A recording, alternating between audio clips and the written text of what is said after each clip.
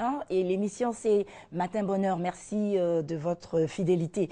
Alors, chers téléspectateurs, aujourd'hui, la question de préserver l'environnement est très cruciale. Nous devons changer de comportement, avoir un comportement éco-citoyen pour préserver l'environnement pour les générations futures. Et nous allons recevoir Madame Sira Koné. Nous allons surtout échanger avec elle, les présidentes de l'Union nationale des opérateurs miniers de Côte d'Ivoire, l'UNMICI. Bonjour Madame, merci d'être là. L'orpaillage clandestin aujourd'hui, c'est une menace pour l'environnement et l'agriculture. Alors, quand vous parlez d'orpaillage clandestin, ça veut dire que l'orpaillage pourrait être normal. C'est-à-dire, on pourrait tranquillement rechercher de l'or dans les normes. Tout à fait. Merci bien, madame. L'orpaillage peut se faire normalement. Et si les orpailleurs, ceux qui ont fait la demande, qui veulent travailler dans la légalité, ont leur autorisation. Voilà. Et cela fait quelques années que les gens travaillent. Et ceux qui travaillent sur le terrain sont sans autorisation, et ceux qui ont fait la demande travaillent et n'ont pas aussi encore reçu d'autorisation afin de travailler dans la légalité. D'accord. Nous allons parler de cette demande. Est-ce que cette demande contient des restrictions ou bien des aspects qui les gênent tant pour qu'ils aillent rechercher de l'or clandestinement? Okay. Comment se passe cette demande? En fait, le processus. Le processus, en fait, ce n'est pas au niveau même de problème, c'est pas le problème des clandestins même là.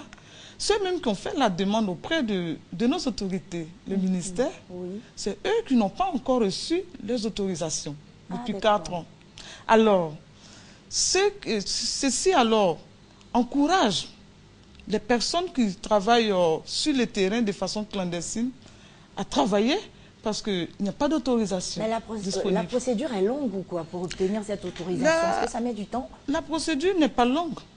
Seulement, on attend que la signature. Sinon, tout est déjà là.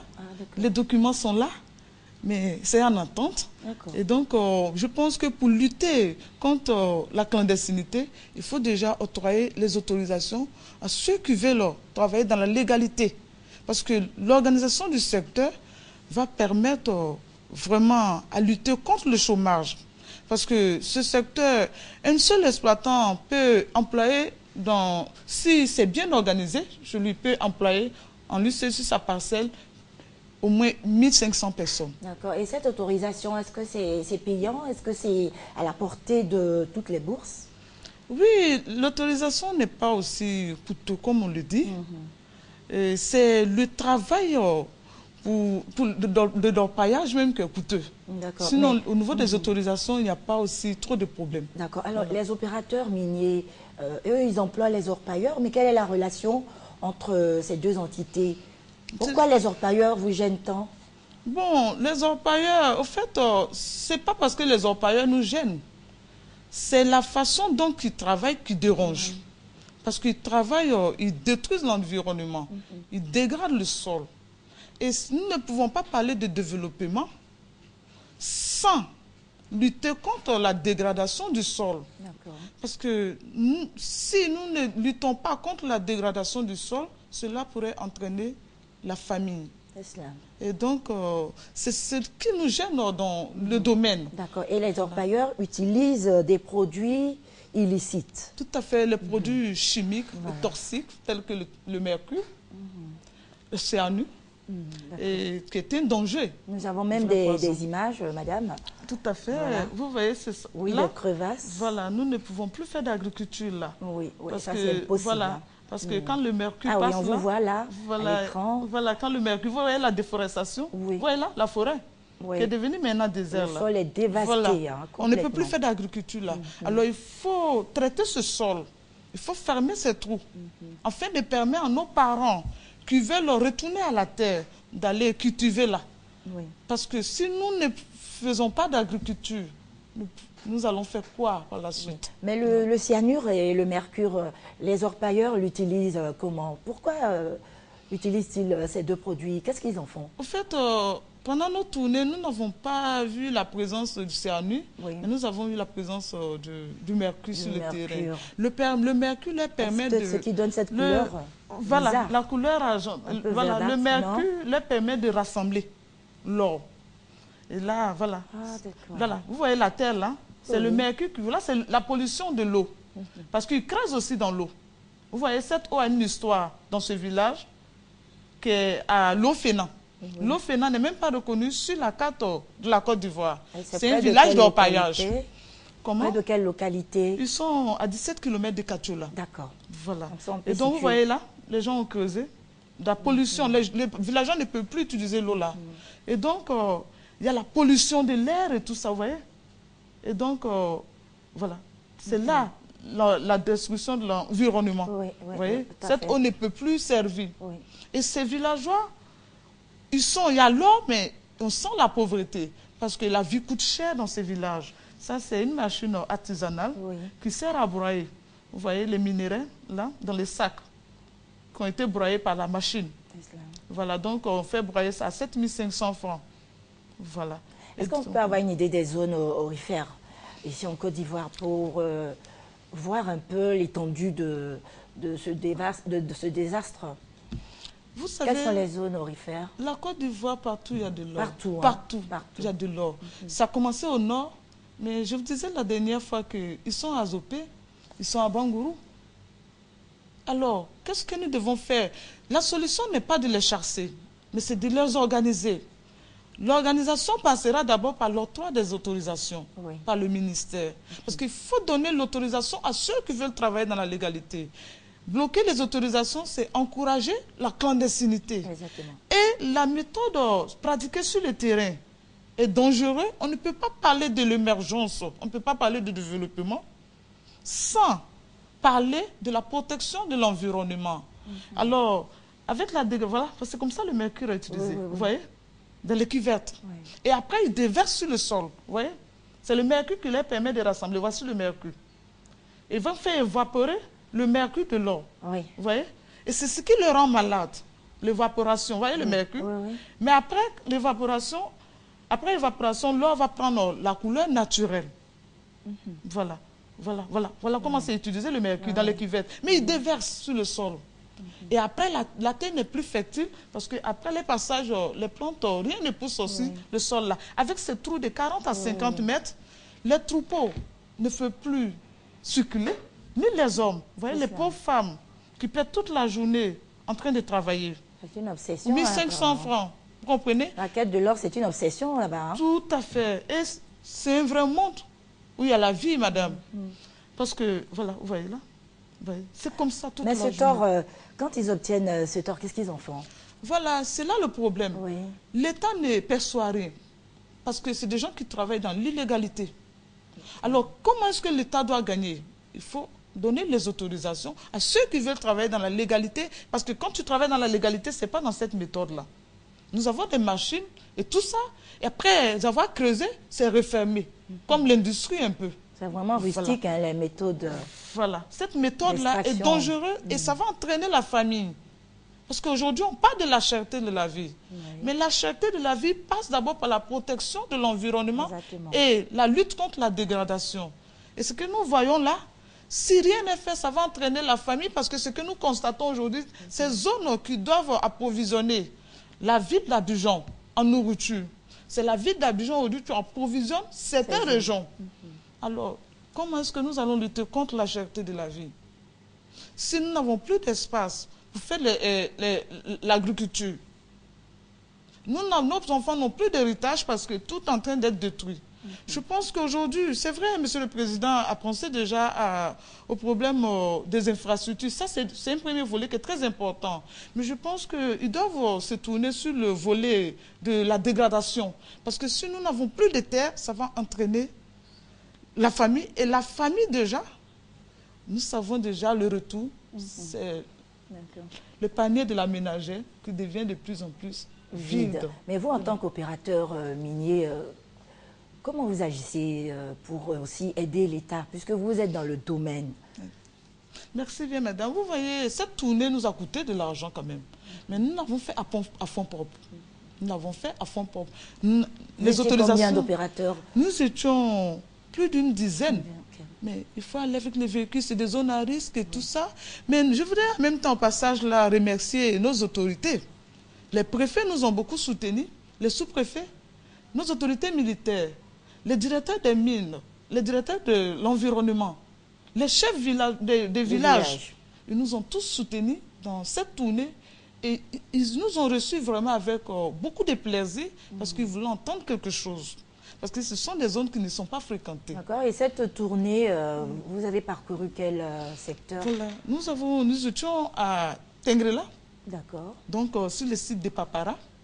Et nous étions en Basso, encore dans la région de Tengrela toujours, qui est à 17 km aussi de Tengrela.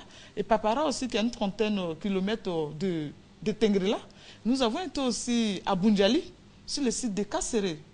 Je salue au passage monsieur le sous-préfet de Kasséré et monsieur le préfet aussi de Tengrela.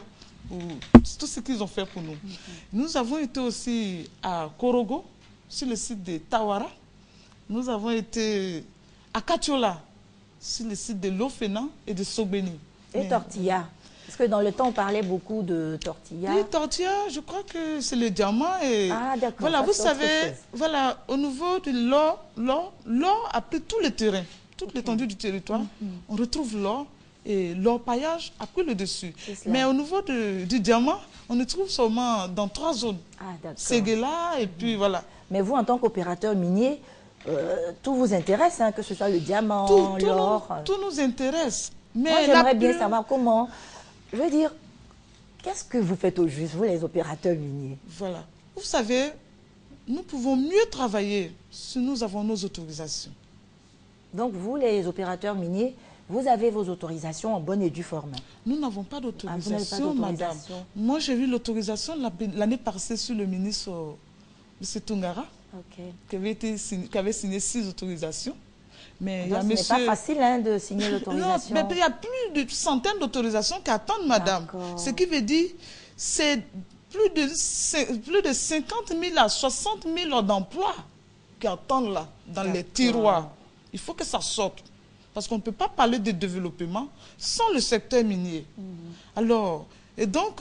et pendant ce temps, c'est l'environnement qui prend un coup. C'est l'environnement qui prend un coup. Et si rien n'est fait, je pense que...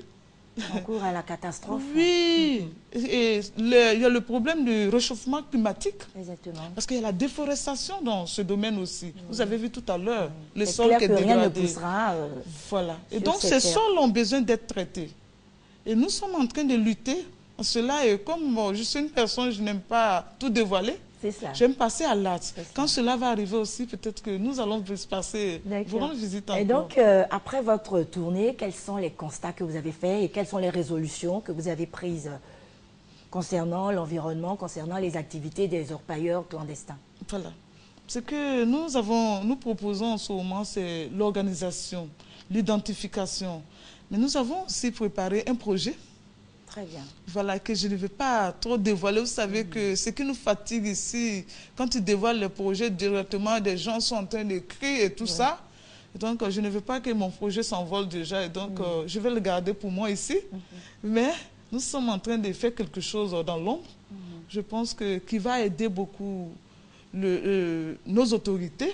Parce que nous devons les aider. C'est ce que nous sommes en train de faire. Et à leur niveau aussi, ils doivent nous aider en nous donnant nos autorisations, parce qu'il y a le CPC aujourd'hui, en 72 heures seulement, qui arrive à créer des entreprises en moins de 72 heures. Mais quand ils créent, ce n'est pas pour venir garder nos autorisations dans les tiroirs des ministères. Excusez-moi, madame. Oui. Donc, voilà, c'est ça. Donc, il y a un véritable problème. On ne crée pas les entreprises pour venir les garder dans les tiroirs des ministères. Ça peut permettre aux opérateurs d'aller sur le terrain pour travailler afin de permettre aux jeunes d'avoir des emplois. Donc les sites qui ont été détruits qu'on a vus, avec des puits profonds et tout ça, qu'est-ce que vous envisagez maintenant pour rétablir la bonne qualité, on va dire, de ce sol? Est-ce qu'on interdit aux orpailleurs de venir d'extraire l'or en mettant les forces de l'ordre? Qu'est-ce qu'on fait sur le terrain? La solution n'est pas de mettre les forces de l'ordre là. Ce n'est pas la solution. Je parlais tout à l'heure de l'organisation du secteur. Ces personnes-là qui travaillent là, beaucoup n'ont pas l'envie d'être là. C'est le manque d'emploi qui les envoie sur ces sites-là. Alors, il faut leur proposer quelque chose à travers un projet. C'est pourquoi nous avons monté un projet que nous sommes en train de soumettre en ce moment auprès de certains organismes, des institutions et tout ça, en vue de refermer ces trous qui ont été créés, afin de proposer d'autres solutions à ces jeunes. Parce que ce sont nos jeunes frères qui doivent aller au champ, qui ont abandonné le chemin de champ au profit de leur paillage. Mais en temps normal, comment on extrait l'or? Voilà. Dans les normes. Voilà, dans les normes, il y a le matériel pour faire l'extraction. Il y a un matériel adapté. Il y a du matériel pour ça. Mais avec nos jeunes frères, par manque de moyens, ils prennent des pioches. Le matériel est cher aussi. Oui, le matériel est cher parce que, vous savez, il y a des financiers aussi, il y a des investisseurs qui viennent là. Quand vous avez l'autorisation, qui viennent vous appuyer en matériel de travail. Mais si vous n'avez pas d'autorisation, aucune structure n'est prête pour dilapider leur argent dans le matériel. Donc c'est pourquoi ces jeunes-là travaillent avec des pioches, qui est la mauvaise méthode. Vous avez vu des trous tout à l'heure de 40 à 50 mètres. Est-ce qu'on pense à refermer ces trous? Ils n'ont pas commencé. Ils n'ont pas les moyens pour les refermer. Vous savez, c'est des trous qui datent de plus de 10 ans, madame. Il faut des bulldozers et tout ça pour les refermer. Et ces jeunes n'ont pas, ces personnes-là, ceux qu'ils avaient créés par le passé, non plus, ne sont plus là. Parce que les orpailleurs clandestins sont comme des migrateurs. Oui. Quand il n'y a plus d'or ici, ils vont ailleurs.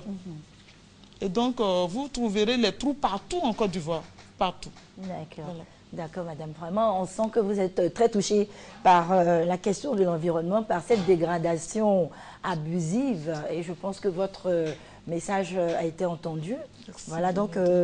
chers téléspectateurs, nous recevions Madame Sira Kone Fadiga qui se bat pour préserver l'environnement au niveau des zones aurifères de notre beau pays. Alors justement, parlant de notre pays, nous allons aller à la découverte du bac de Jacquesville.